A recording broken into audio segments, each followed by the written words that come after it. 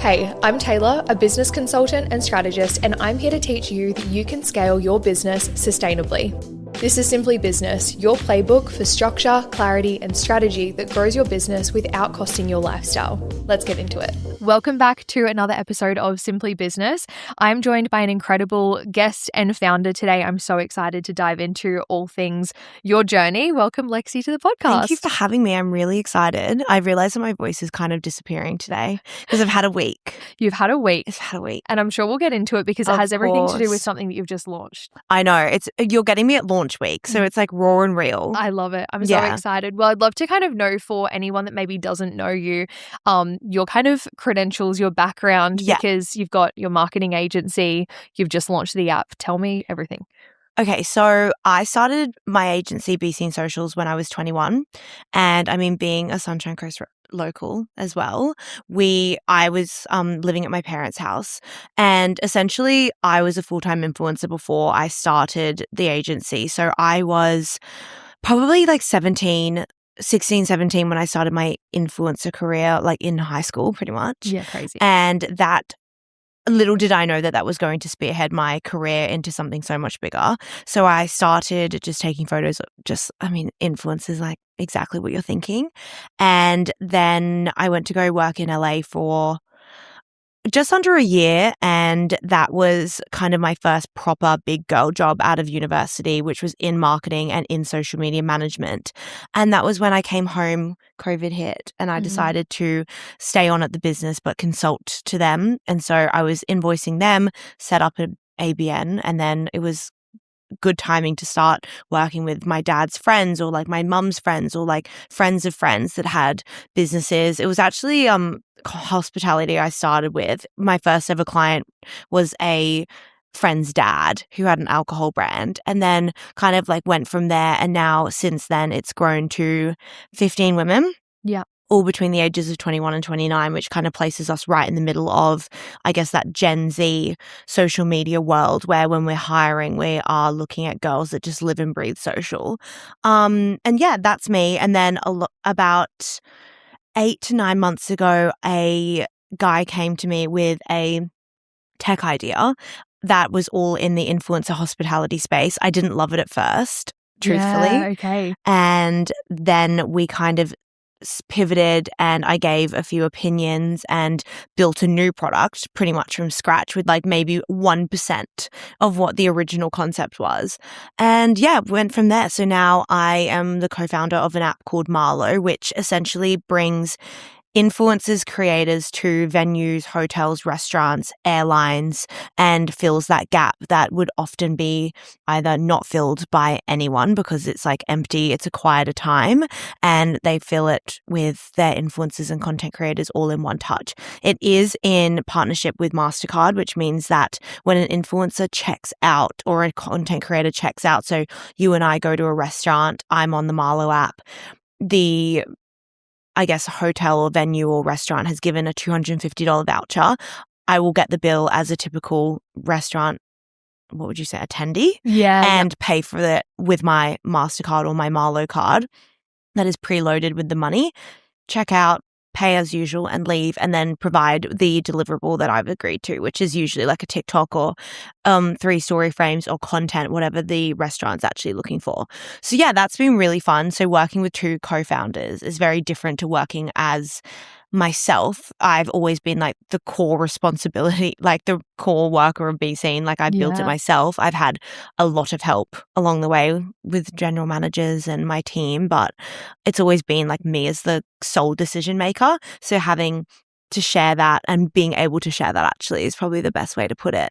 Getting to share the load with 2 other people has been really great. Yeah, I'm so excited to dive in, especially like bringing in like tech into the mix. Oh my gosh, and building a business from scratch in tech that space. And AI has always been like such a weird, like it's like a buzzword, but now I'm in it. I'm like obsessed with it. Yeah, I love it. I'm finding it so interesting. Yeah, I'm curious to know as well, like with the tech app, I feel like one thing when I feel like a lot of like kind of tech apps and like AI things like up and coming.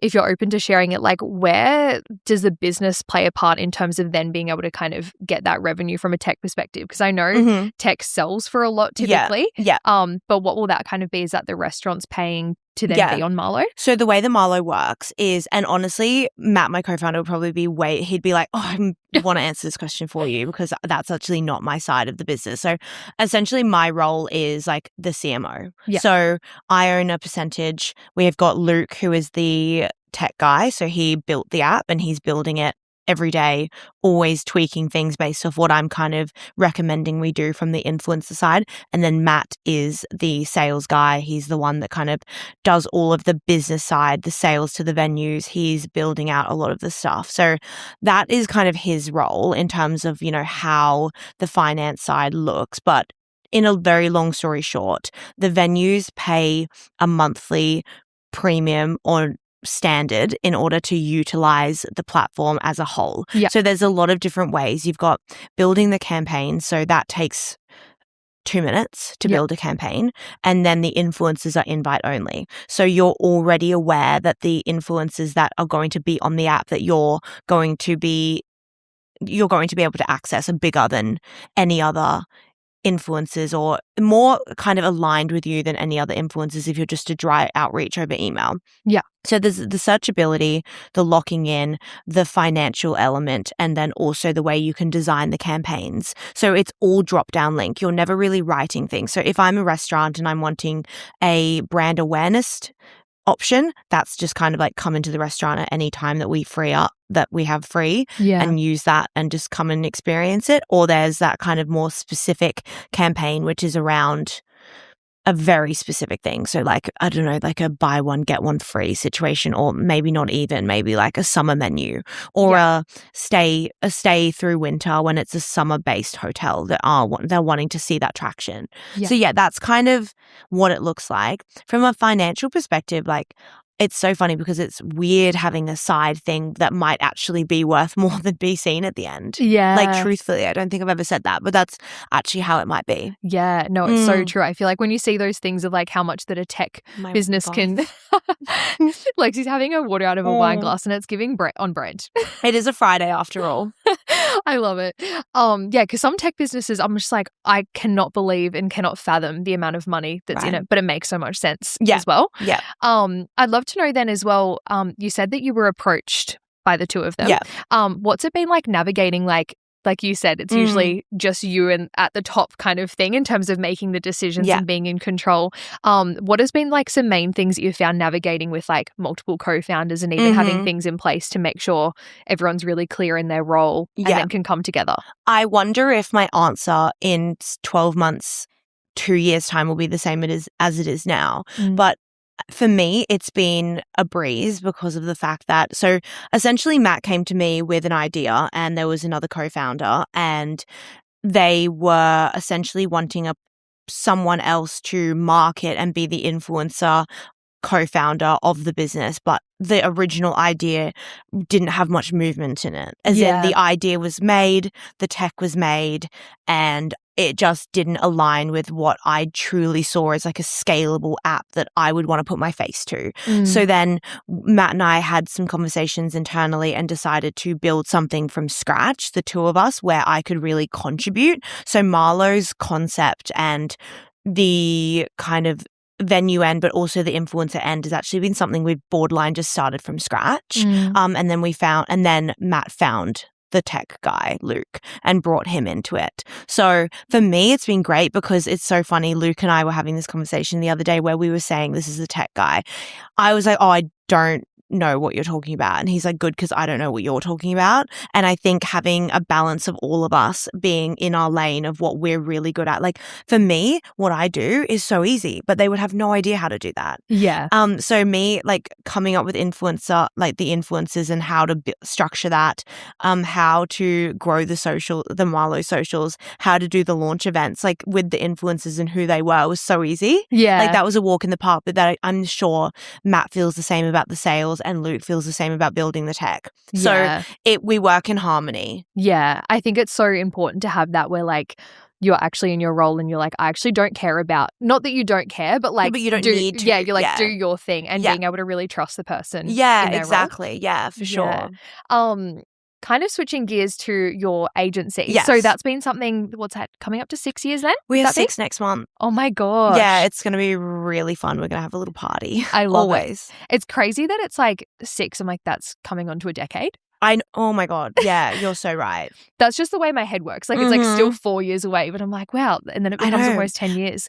It's crazy because like, what are we going to be like in that 4 years? Yeah. A whole different, because every year we grow in a way that I don't recognize the business before. Yeah. Like the year before. Yeah. And it's exactly the same again. Yeah. Like, it's crazy. Yeah. So 6 years in, well, I mean, it's not a baby. So there's not necessarily a date, but it is technically next week. Oh my gosh. Which is crazy. Yeah. Because my Instagram post like announcing it went live March 4th, 2020. Oh my God. So it's, happy birthday, Be Seen next year. Next week. Next week, yeah. Yeah, crazy. So talk me through, like, I feel like you've just scaled your team so incredibly quickly and everything has grown so massively. So do you feel like the main thing, did it really just tend to take off with a lot of demand at the start, and then that's what's been the thing that's allowed you to just continuously fill these roles of like, we have so much demand? So demand is definitely one thing, but I also think it's what we have.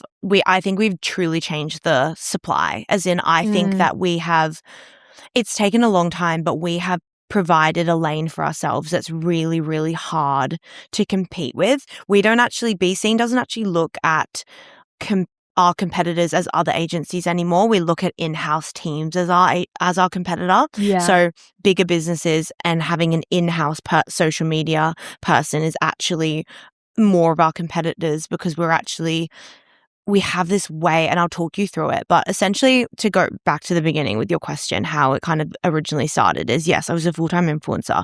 That gave me a step up more than ever. I have always been in the influencer space myself. So then me starting an agency with a team behind me provided that, I guess, social proof and confidence way before I even needed to go down the sales route. Transparently, Be Seen has never had a sales method. We don't have a sales method, and we don't have marketing outside of just posting on our TikTok every now and again. Yeah. And even then, we're bad at that. So it's very much like word of mouth. It's very much my following and my kind of, I guess, personal brand that has allowed us to step into the size that we are and grow the way we have. So when I first started, I posted and we got set, like we had traction that night. So I probably posted and had like 30 inquiries, and then that I kind of picked and choose the brands that like aligned with what I was going to do. And then as we grew and we had 5, 6 clients, I was like, okay, I can manage this myself. Of course, then like any business, it became 12, 13, 14, and then I got an intern that I hired in March 2021, who is Chelsea.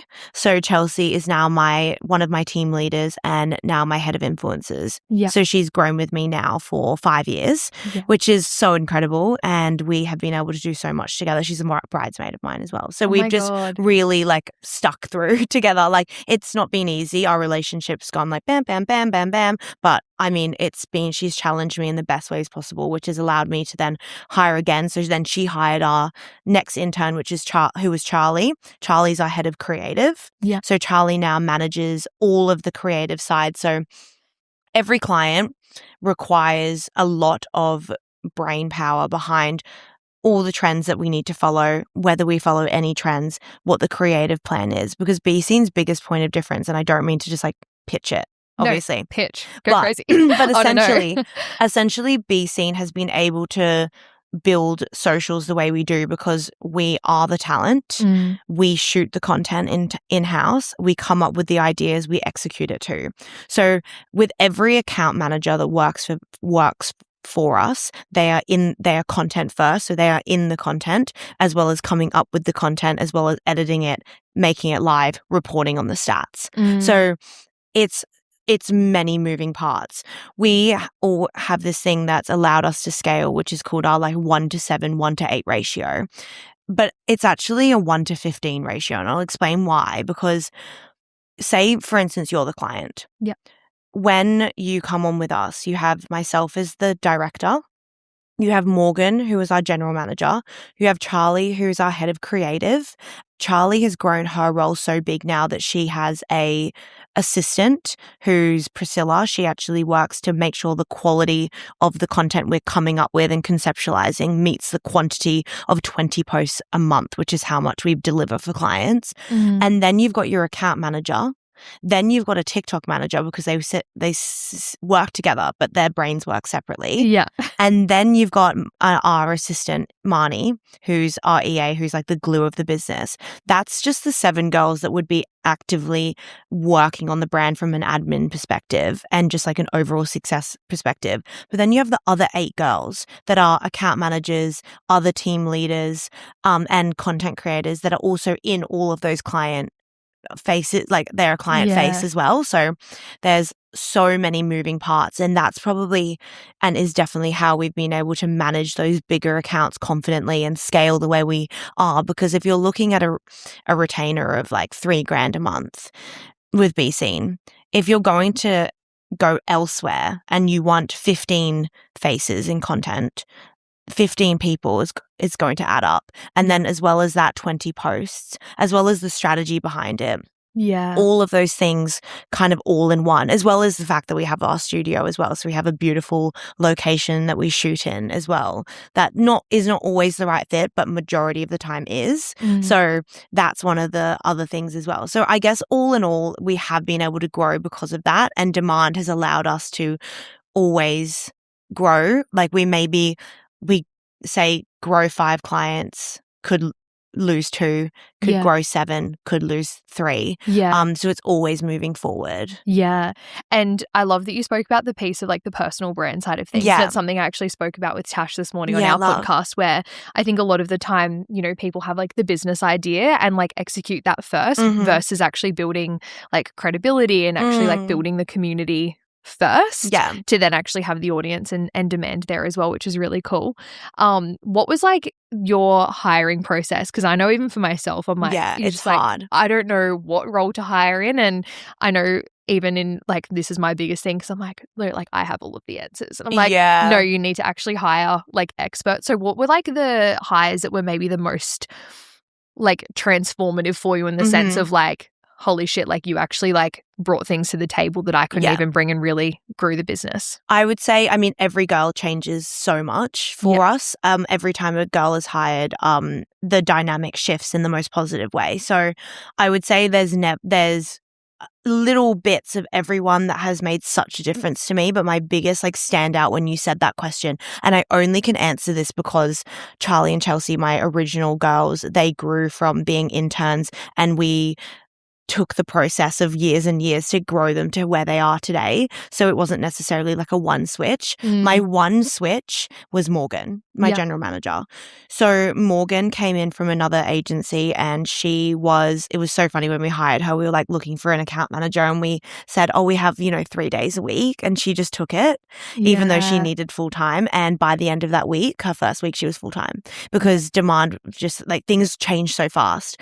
Morgan is single-handedly one of the smartest, best people I've ever met, that I could like start crying thinking about her. Sometimes I look at her, I'm like, wow, love you. So Morgan has this way of pretty much, I think it's quite similar actually to you when you were explaining what you do a little with businesses, when you kind of look at processes and how to do things and people will come to you. She is actually my you. She implemented every process, every structure, every SOP of ours. So I'm like, I'm an SOP nerd. Yeah, like, so that's her. So she is that person. She's looking at every way we can do things better. She's also the best people person. Her ability to make someone just feel so good, and not in a way of like, she never lies to anyone. She just genuinely sees the positives in every outcome, and she looks at everything in such a positive way, and she's been able to grow our business so much because I haven't had to do that. She's been with me for 3 years or so now, so I can't even imagine where we'd be without her. But she's the general manager, so I look after new business, she looks after current.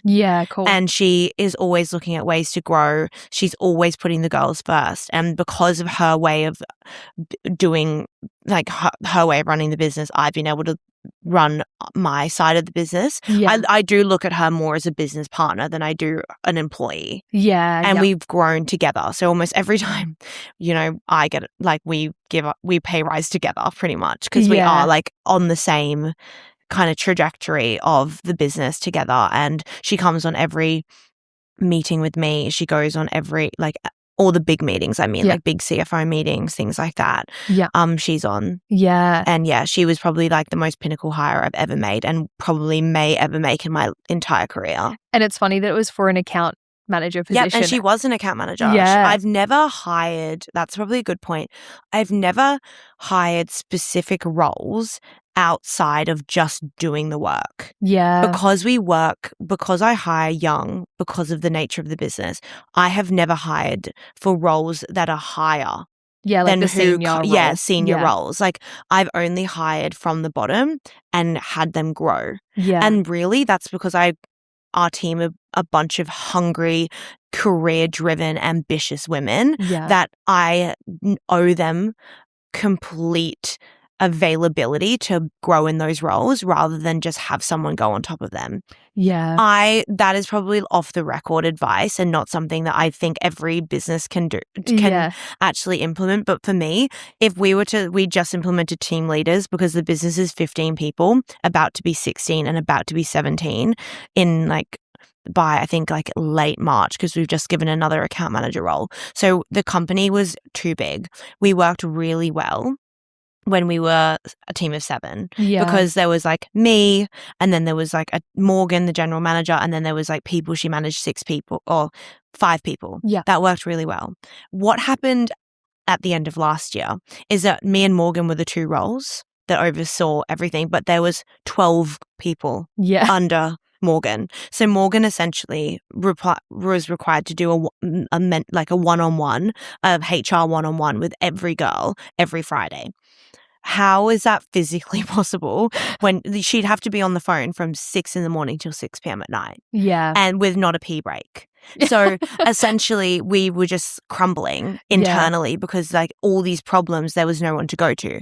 So what we did is we split the company in 2, and we did internal hiring for team leaders. And my CFO was like, I think you should hire for these team leaders. And I thought, absolutely not. There are girls that are ready to take on this. It's going to be a lot of work, and it's going to be a challenge for them, but they're fully ready. And I think I would 100% rather give an opportunity for someone else to grow in the business than just have someone hired on top. Yeah, I love that. And so we now have 2 team leaders who are sensational. They now manage a team of 5 each. And then there's Charlie, head of creative, Morgan, and me. Yeah. And so that's the structure of it now. Yeah, I was literally just about to ask how you kind of manage, because you've obviously got a massive team, and then from that team you've got a lot of clients as well. So maintaining the level and the standard that you want. Yeah. Oh, that's probably our biggest strict thing. Yeah. We have a very, very strict number of clients that one girl can manage. And then I look at it and not to go into too much detail, but I look at it what do you call it? Like a pie graph. Yeah. In fact, it is a pie graph, because when I did our big strategy, I did it as a pie. So account manager is responsible for 50% of the work. Yeah. So they have 12 clients, say, or 10 clients, and then they're responsible for 50% of that. Then the other 50% of that client that makes up obviously 100 is me selling them on, and obviously retaining, being the manager of the business, director of the business, Morgan. Yeah. The EA, Marnie, so she's responsible for running around doing a lot of the things for the client as well, little things like printing or approving things, finances, things like that. And then she also helps me with a lot of things. So that's 3 people. Then you've got Charlie, who's creative. Then you've got Priscilla, who's her assistant. And then you've got the rest of the team that are jumping in content, and then the office that is the studio. So it's all of the other things come under that quality. Yeah. So for us, you're never solely responsible for one client. You've got your lead team leader that's responsible for you. And then you've got Marnie, who's responsible for the admin side. And then you've got Morgan, who's responsible for the client's happiness. Then you've got Charlie, who's responsible for the creative side of it, coming up with the trends, coming up with the actual what are we doing on the shoot. Then you've got all the other girls that are in the shoot. It's like a lot. It's a lot. As I'm saying it now, I'm like, holy. No, I'm literally just like, oh, but it's hard to get to, and that's why we're not competing, right? With like, we're not necessarily competing with other agencies because it's really hard to do that. And other smaller like businesses in general, like, would benefit a lot from having that one-on-one consultant that does everything for them. Yeah. You come to Be Seen when you want multiple expertise in areas and like that kind of support as a whole. Yeah. Do your packages somewhat range, or do you try and keep like clients consistent on like the same ish kind of package? Similar. Yeah, I was going to say, because I feel like having everyone on like a bazillion different packages would create so much chaos. We really only have 3. Yeah. We have TikTok only. Yeah. We've got Instagram on its own. Yeah. With a TikTok add-on. Yeah. And then you've got the launch package. And the launch package takes businesses from like 0 to 100. It essentially is like when you want to launch a business, we will take your business in the 4-month launch package, what would typically take you 2 years to get to, because we have the e-com photo shoot that we include and we manage all of it end to end with our photographer. Then you've got Chelsea, my head of influencers, who will actually like put out the brand to influencers, whether that's like a launch lunch, a dinner, a PR send out, or a paid campaign or something like that.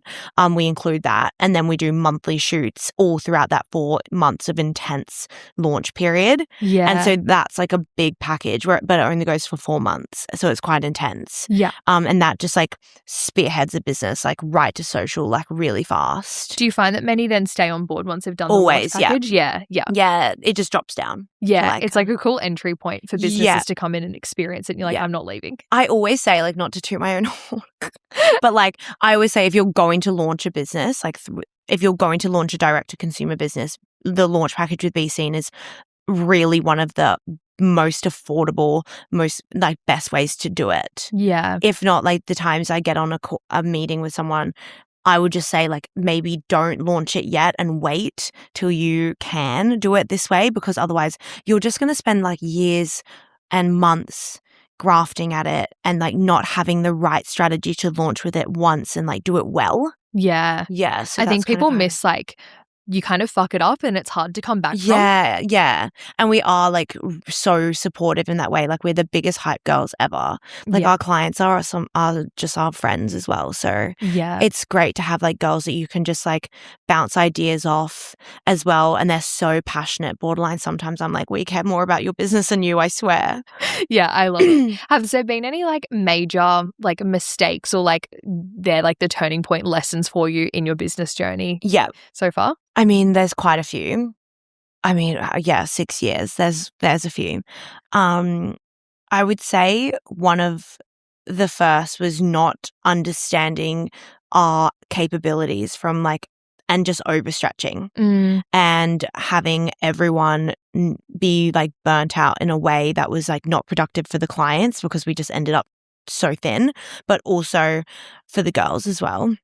That was a major thing. So like processes for us, I mean, like, not to do the AI buzzword, but right now I'm having the mentality of, do we need to hire again, or can technology and AI fill this gap? And so for us, like, we were going through a point where we were just manually doing everything, and we were doing everything all the time, and everyone was just burning out because I didn't know that special number. Like, we have our number now of how many clients a girl can actually manage without working till 11, 12 o'clock every night. And so before we knew that, it was probably a mistake of mine to just assume that.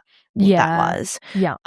So that was probably my major one. But again, like, not thinking every mistake is a mistake. Totally. Like, I feel that we really had to push the limits. Otherwise, we would just have no idea.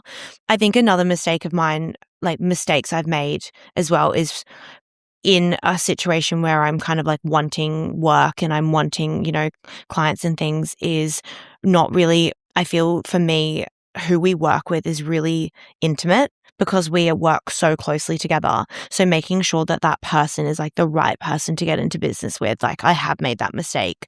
Not as many times as you would think, but a couple of times where the girls are like, we're thinking that this might go badly in terms of like the person not understanding us enough or understanding what they're investing in or understanding their business enough. Yeah. That's probably another thing as well, like a mistake I've made in the past. Yeah. I find that commonly with a lot of my clients are more like, you know, social media freelancers, like because they're at that smaller kind of startup phase in their business. And it's that, especially when you're at that phase that you want to take on all the clients, but then it's like they're even charging rates that are so much lower because they're like, I'm willing to, you know, eat the frog and build the experience. But then, you know, the client just has no comprehension of socials and content. It's like, it's not this. It's like, you're not paying for a videographer. Like, no, of course. It's that can be difficult with clients. Yeah, especially with like the kind of like, oh, can you fit it into my budget? And it's like, well, that's always a tricky thing because I've learned the hard way that that's obviously never the right way to go into business. And starting the package, like starting a 6-month package, asking for,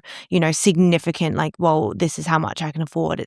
I always like, and that's the thing that is when that does come to me now, I do have great options for them. It's not with Be Seen, but if your budget is smaller, like here are some amazing partners that we work with or someone that they could work with like long term that isn't obviously 15 girls, a beautiful office to shoot in. Like it's hard because like all of the things that come with us make us so good. So if we start discounting, we're like cutting corners. No, and totally. we hate doing that. If you're listening to this podcast having a realization that you genuinely need more structure and strategy in your business, this is your sign. The Strategic House Business Accelerator is where we take everything that I mention in this podcast and turn it into action. It is designed for women in business that are ready to scale to 30K months and beyond, but more importantly, sustainably. You get a customized business audit and implementation plan, direct access to me, expert guest speakers, multiple trainings per month, and it is a hands-on hybrid accelerator that's going to take you from where you are to exactly where you want to be. This is a community of women with all different backgrounds, industries, and models in their business. We have naturopaths, health and fitness coaches, interior designers, e-com founders, and even owners of marketing agencies inside of this accelerator. If this sounds like it could be something that you're interested in, you can check out the show notes below with more information on the Business Accelerator, or you're always welcome to slide into my DMs and we can have a conversation there. Let's get back to the show. Yeah, and especially when the, you know, demand isn't an issue for you as well. Essentially, like, I'm actually good. I would love to know in that when it comes to hires, I feel like something that a lot of people have resistance around is like the financial side of it. Like, how do I know that I'm good to like make the hire and pay the salary? Like, what's kind of your process, especially now that you're like onto your 16th and 17th hire, to make sure that's like, cool, I've got these retainer clients locked in. Like, what's your process? And I know you mentioned you have like your CFO meetings and things like that. I will say I definitely have a step up because like that is what we kind of base it off, is like a financial model of like, okay, how many people do we have in the pipeline? How many do we need? So we work on a bit of a waitlist system where I will give a client, if we're at full capacity, which we sit at 90% of the time, we only have about 4 or 5 spots to fit, like to play with. So that means once those 4 or 5 spots fill, we pretty much have nowhere to go. Like we have no room for anyone to come on board. We sit at that position at least like most of the year. And so when that has to happen, and why we can grow so fast, is that my wait list will sit at about 2 months in advance and it has to get to about 6, give or take 5 or 6, for us to then need to open up another hire, because you can safely assume that 3 new people will come in that 2-month period. I was going to say, how do you kind of know? It's like around 50% of those on the wait list. And list. clients only need to give us 30-day notice. So we will safely assume that if most clients are in green, everyone's happy, which is the majority, we will always hire when I've got a wait list of 5 people in 2 months' time. So that's kind of, and we sit at that. We clearly last year, we started the year at 8 and we ended at 15. So we were in that position like a lot more than we weren't. Because so we hired about like 1 person every 6 months or so. No.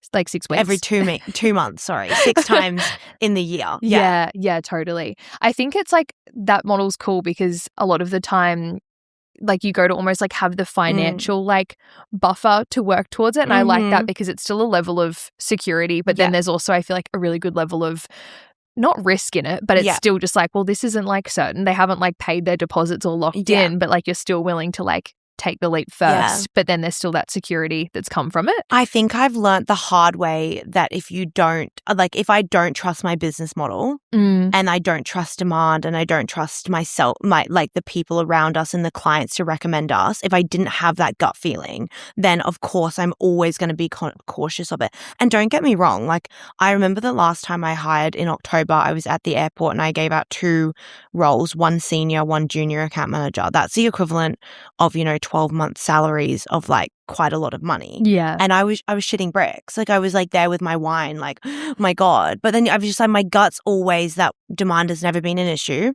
If we need more clients, we'll tell our clients that we're like, we've got a few spaces, and they'll be like, oh, thank God, because my friend like wanted to come on. Like that's actually the nature of it. Yeah. I think that's a perfect way to go about it. And I love like the wait list concept as well for anyone that's in like a similar industry in that nature. Yeah, it also creates like excitement.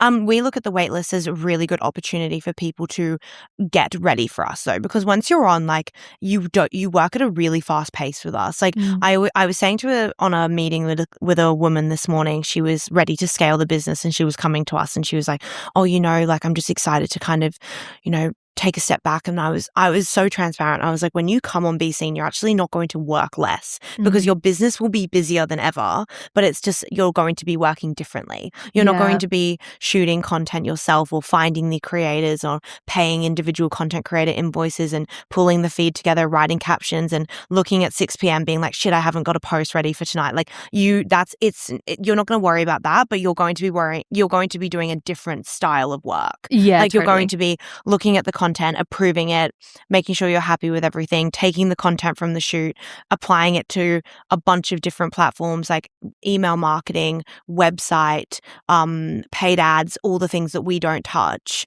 Like that's the stuff you're applying yourself to. So it's not necessarily working less, but it's going to be working differently. Yeah. I love that.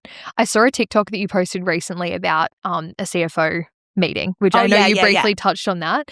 I'd love like a bit of insight in terms of like what you can share in terms of what those meetings entail, because I feel like that's something. I think you were even saying that in the TikTok of like, yes, okay, I was not across these things or like So what happens is that every month I have a board meeting, and the board meeting is very cute because it's 3 people.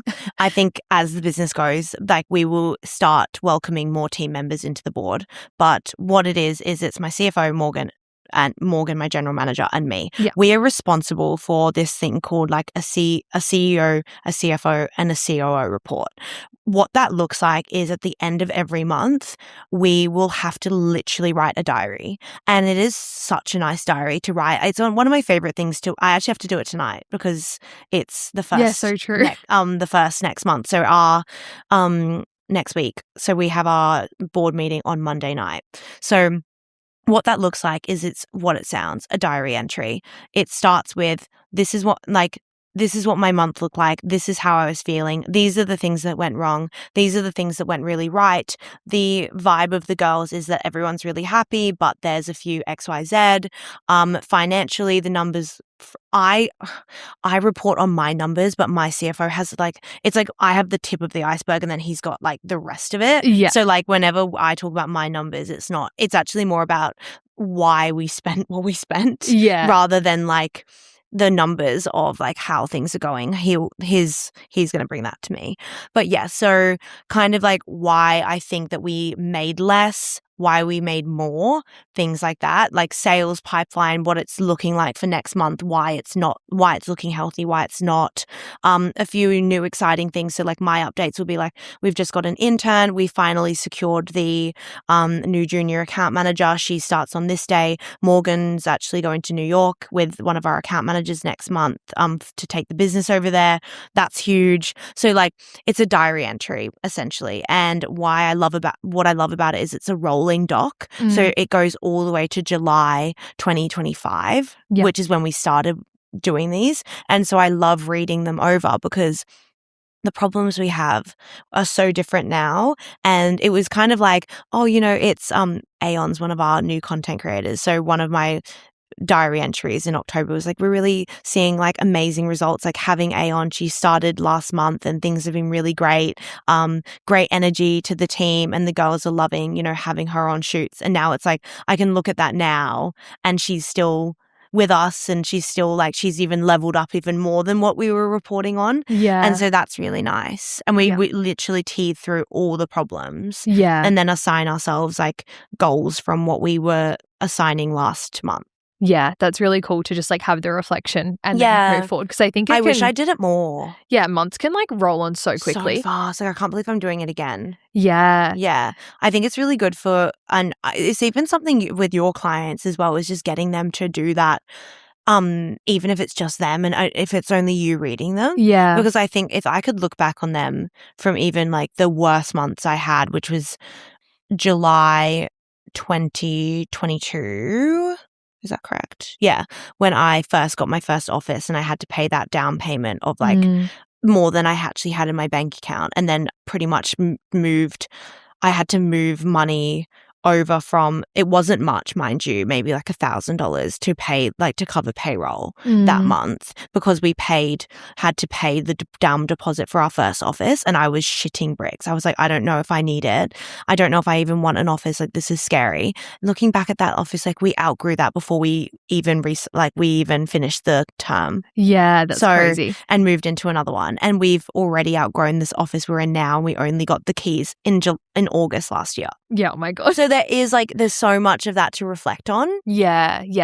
No, it's so cool. And I think as well, like I even know for myself, just being able to have a zoomed out approach to the numbers, because I think sometimes too, I'm really big on like dads maybe be like quarterly reviews. So mine's like a thorough kind of financial review quarterly. But yeah, being able to actually zoom out and then, like you said, understand why the numbers are the way they are. Because otherwise, sometimes you can look at your bank account and be like, am I fucking failing? But like it's actually just seeing the business as the business that it is. I think to your point as well, like why are we so like obsessed with growth? I think like I've been having a lot of internal thinking about that recently. Like it is actually fine for every month. Like success is seeing your business stable. Yeah.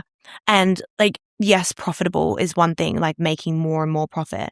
But my CFO's wins are seeing profit every month. Yeah. Like at what point was that like not so great? Yeah. And it's like crazy because we had the best month we've ever made in October.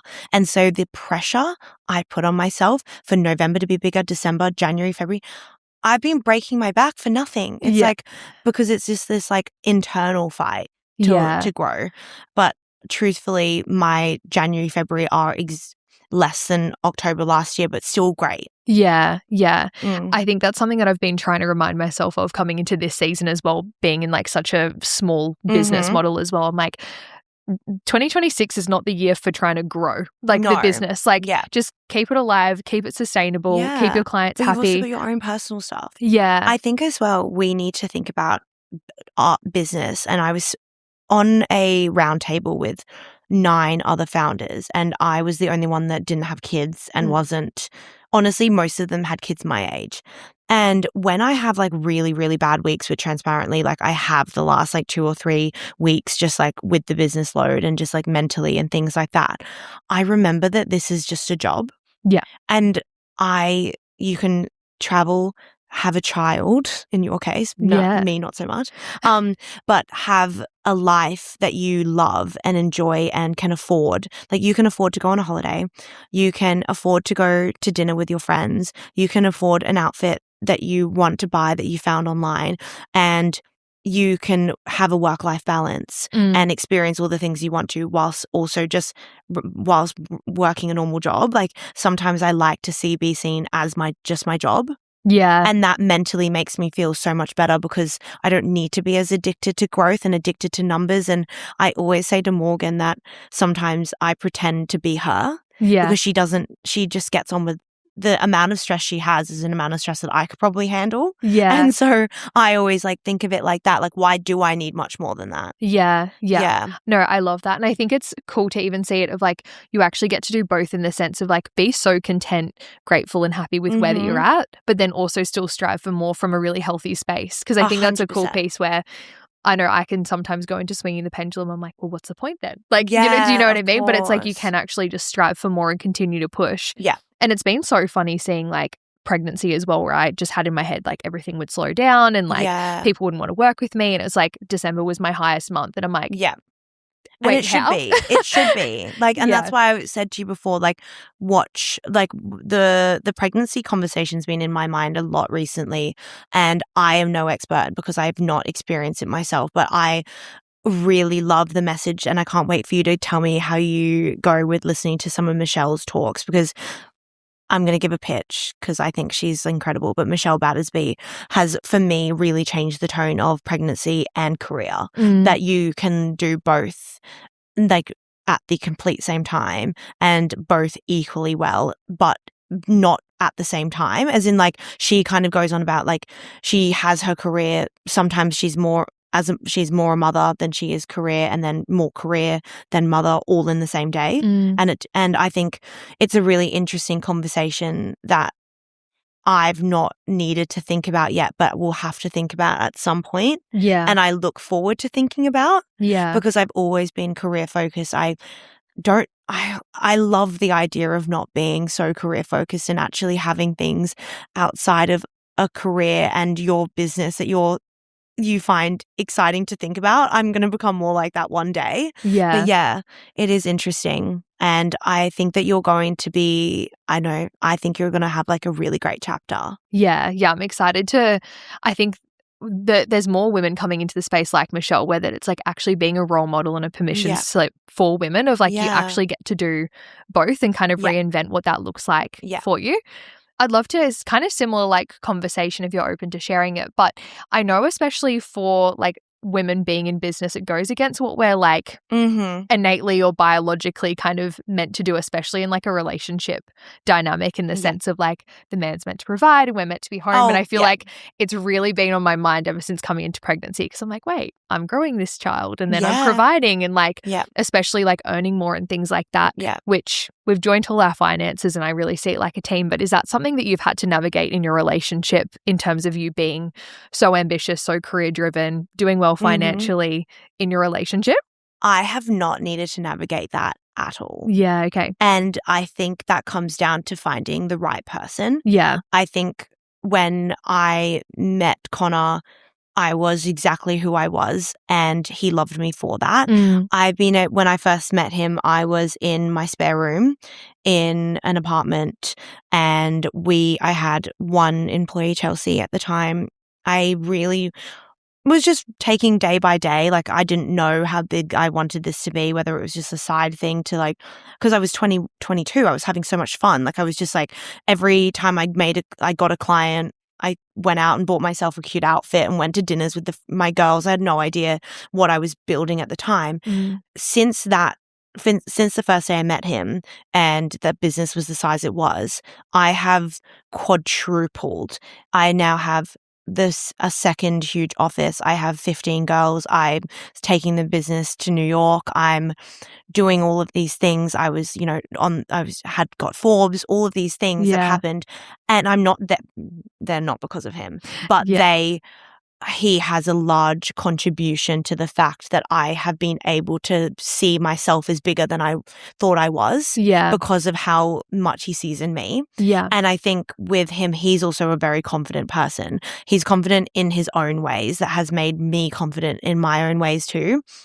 And like financially, like he has supported everything I've wanted to do. Like whenever I need a break or whatnot, like he is the first to kind of be like, let's go to dinner, whatever. I think for me, I've also followed a lot in like my mom and dad's footsteps, in that they have been so equal. Like my dad, just like yours, owned a business too, that I have seen him provide and be the provider, but my mum was the was the one that wore the pants. Yeah. So it, like, to me, I didn't even know growing up where the finances came from. It didn't make a difference because mum was the decision maker. Yeah. And so for me, it's always been that we have, like yourself, really equal like roles that we play. Yeah. And we don't necessarily like split finances, like we don't share them all. Yeah. But it's not been something that's like prominent in the way that like we make decisions as a couple. It's Yeah. been very equal across the board. Yeah. I think it's a really cool conversation because I think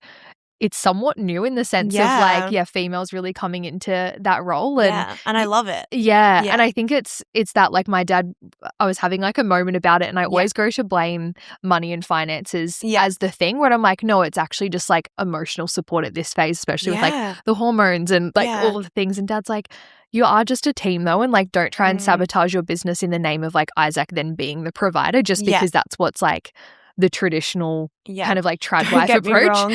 Sometimes when I'm having a bad day, I'm like, you need to like pick up your game because I swear like we need to rely on you because I'm over it. Like, no, literally. There's definitely times like that. But I think, as you said, a team is really important and having that mix between, and it doesn't work out like all the time. I'm sure there's been circumstances where like it's gotten in the way. I mean, I can't really think of one, but in general, I think the right partner will push you to things that you are not even, like, you don't even know you're capable of. Yeah. Yeah, like he's pushed me in a way that I've never never seen myself in so much like light in my life, and that's the right person, right? Yeah, totally. Yeah. And it's just that energy of like sometimes it's 70-30%, sometimes it's 50-50 and being able to like hold each other in that, which is cool. Yeah.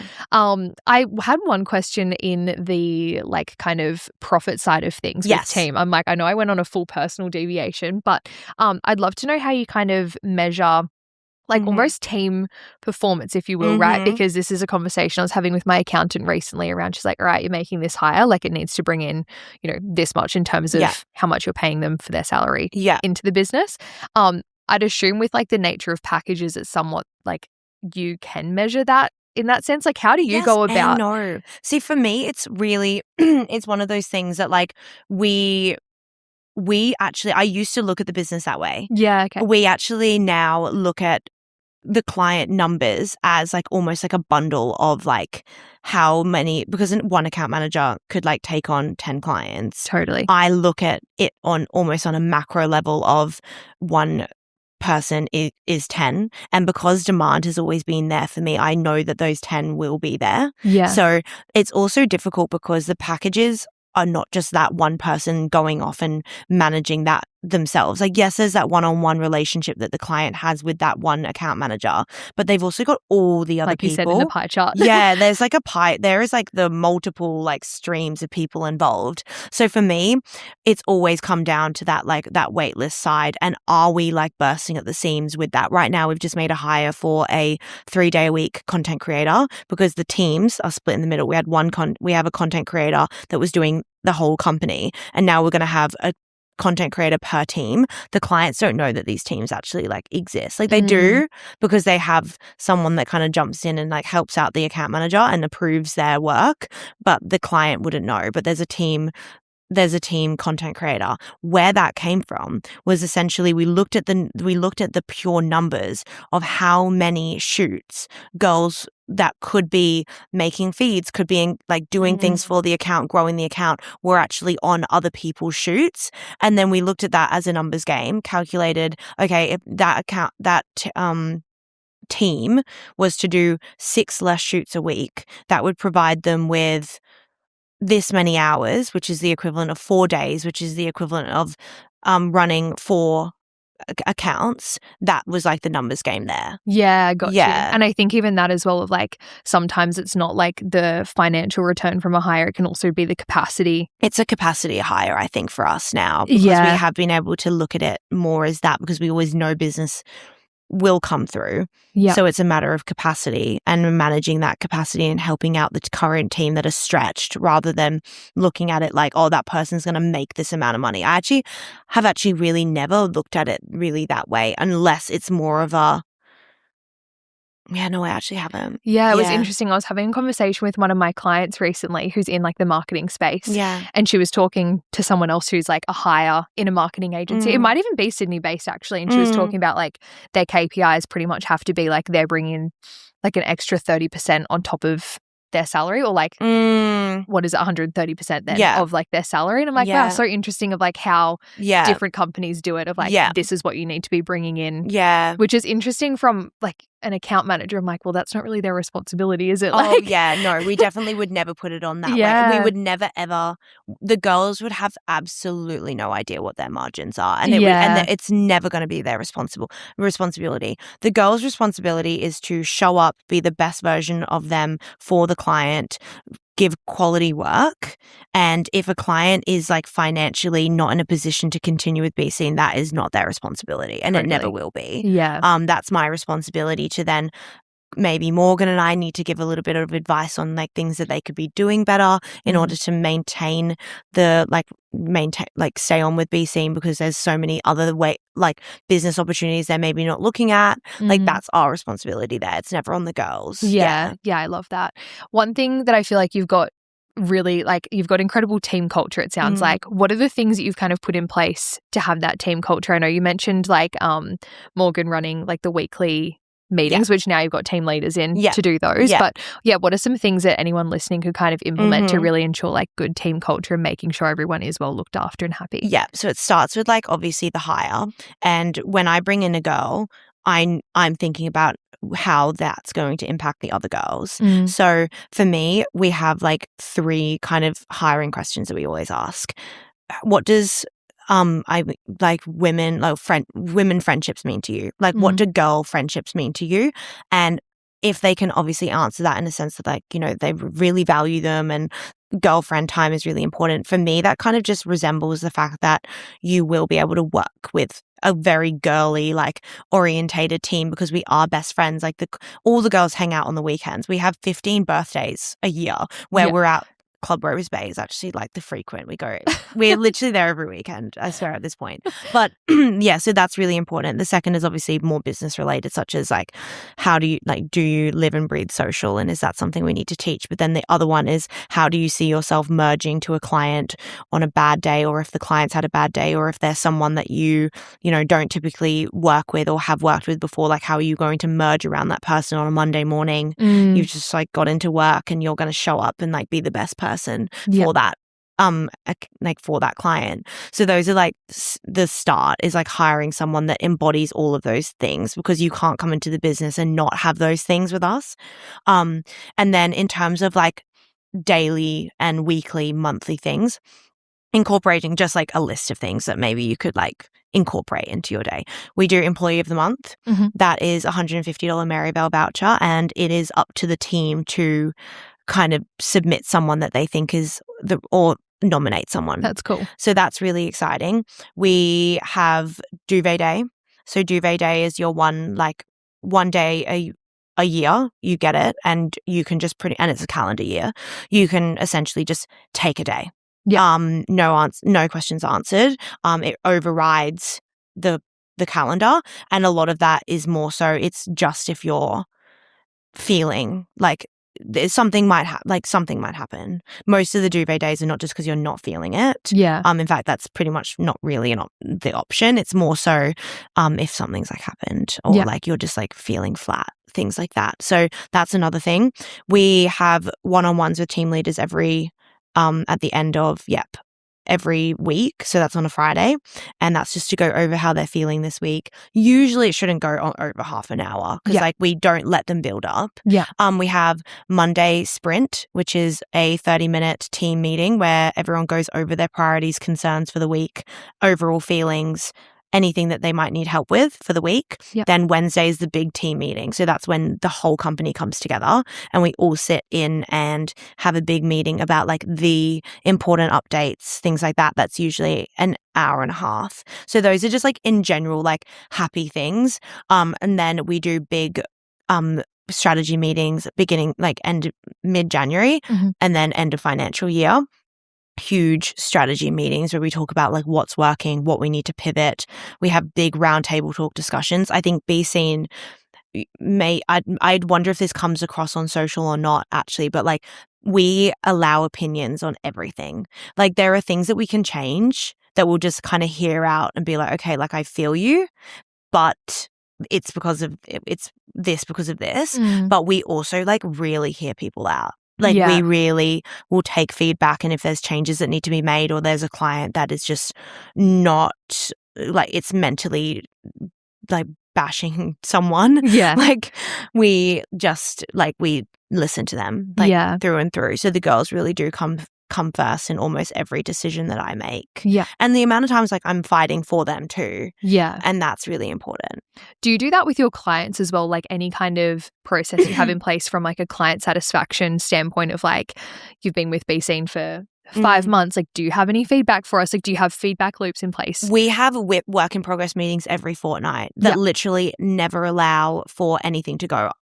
We don't necessarily have like big like, okay, you're at the 6-month mark, like let's talk about it, because if that was the case, we wouldn't be doing like our weekly, daily and well enough. Because we don't allow a client to go 2 weeks without like an on the phone check-in.